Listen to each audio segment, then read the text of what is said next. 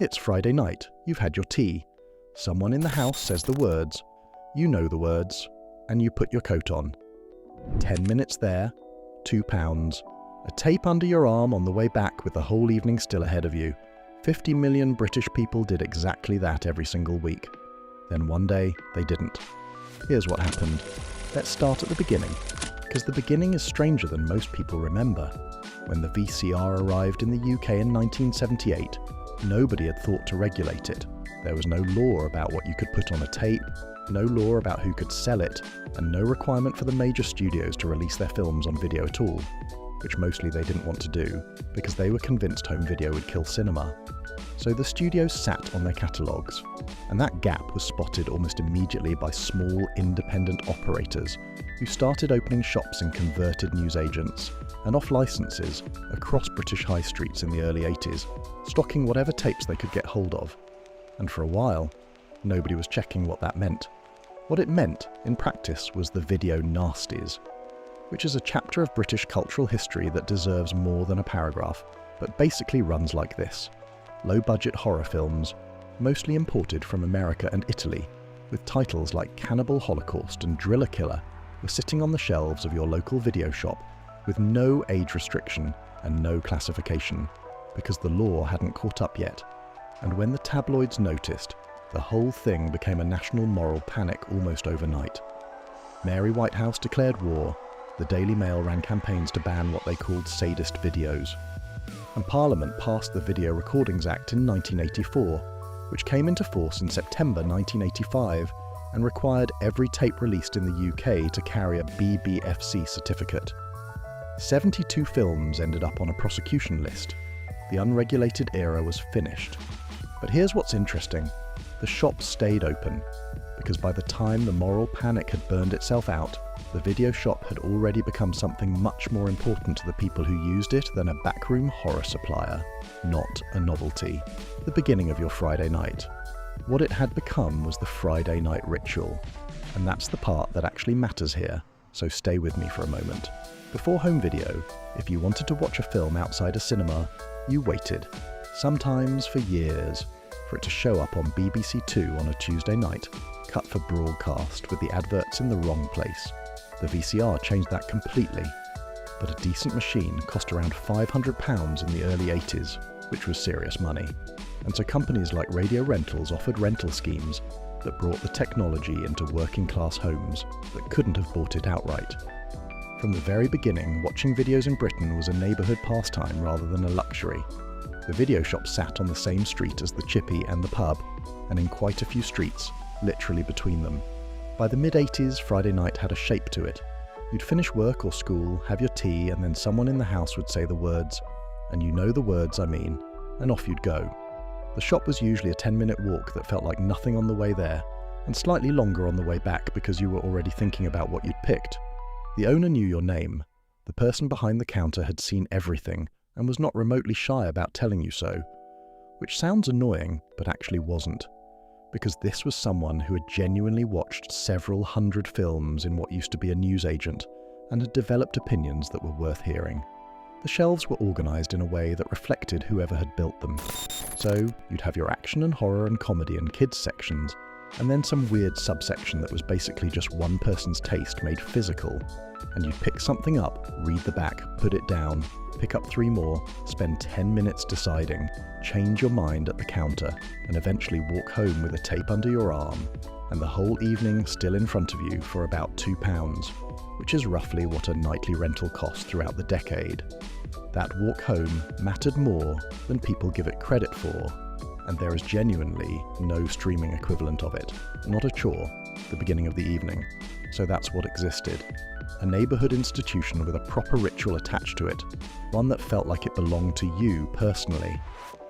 Now here's what happened to it, because the way it died is actually more interesting than the way it lived. The first thing was Blockbuster, which arrived from America in 1989, with something the independents genuinely couldn't match. Hundreds of copies of the new releases on a Friday night, no waiting list, bright lighting, laminated membership cards. The independents had charm and knowledge, and the feeling of somewhere that knew you. But they had one copy of the new release, and 6 people who wanted it.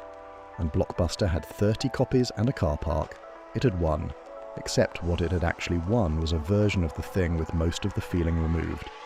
And then it started charging you 70 pence a day when you forgot to bring it back, which everyone did at least once. And if you ask anyone who was there, they will have a story about that. Not a corporate upgrade, the moment the soul left the building.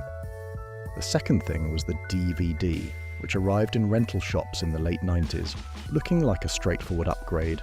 Better quality, no rewinding, and compact enough to fit through a letterbox.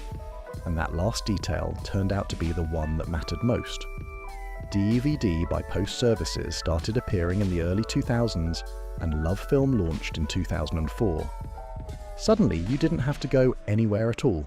The disc just showed up on your doormat, you watched it, you posted it back. And the physical journey that had been the whole point of the Friday night ritual was simply gone.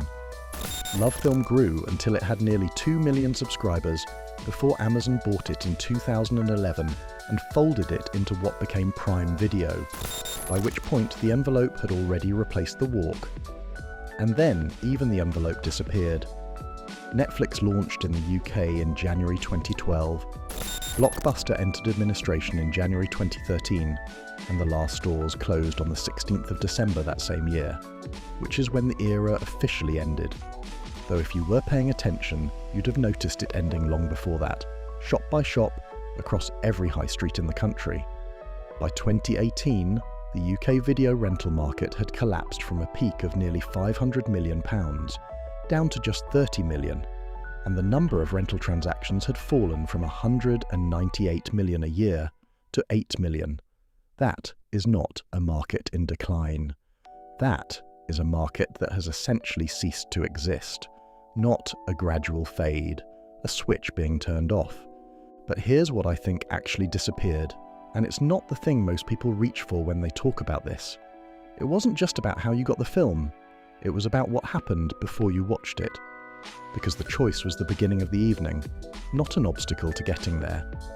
You'd argued about it on the walk there, debated it in the shop, committed to it before you'd seen a single frame, which meant you arrived already invested. And if you were going as a family or with friends, the choice was collective, which meant negotiating and compromising and occasionally sulking. And that whole process was itself a kind of shared experience that has no real equivalent in scrolling a streaming screen until someone gives up and picks something at random. Not friction, the actual point. There's also the smell of the place, and I know that sounds like a strange thing to mention, but anyone who was there knows exactly what I mean. Carpet, plastic cases, warm electronics, something indefinable that belonged to that kind of shop and nowhere else. The new release wall at eye level, every cover facing out, each one making its case in half a second. The older films along the back with the spines worn down to illegibility. The family member who always vetoed the horror, the one who'd already seen everything. And the compromise film nobody wanted that turned out to be the one you still talk about 30 years later. That texture is gone, without anyone really marking the moment it went. You can still find a video shop if you know where to look. 20th Century Flicks in Bristol has been open since 1982, with 18,000 titles on the shelves and staff who will recommend you something you've never heard of, and be right about it, which is more or less exactly what the original shops were built around. A handful of others are still going across the country, but the latest figures put the total number of video rental businesses in the UK at fewer than 30, against the thousands that lined British high streets in the late 80s. So we're really talking about a handful of survivors rather than anything resembling an industry. Open Netflix tonight. See how long it takes to pick something. The video shop understood something that streaming never learned, that choosing what to watch was the beginning of the evening, not the obstacle to it.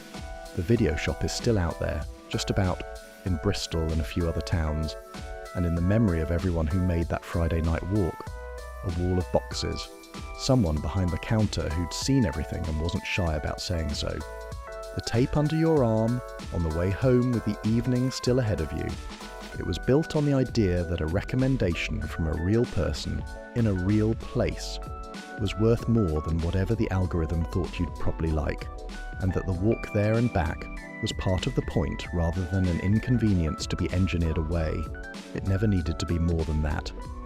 Tell me in the comments, What was your shop called? Who was behind the counter? And what was the film you ended up with that you still think about? If you found this worth your time, subscribing helps me know there's interest in these topics.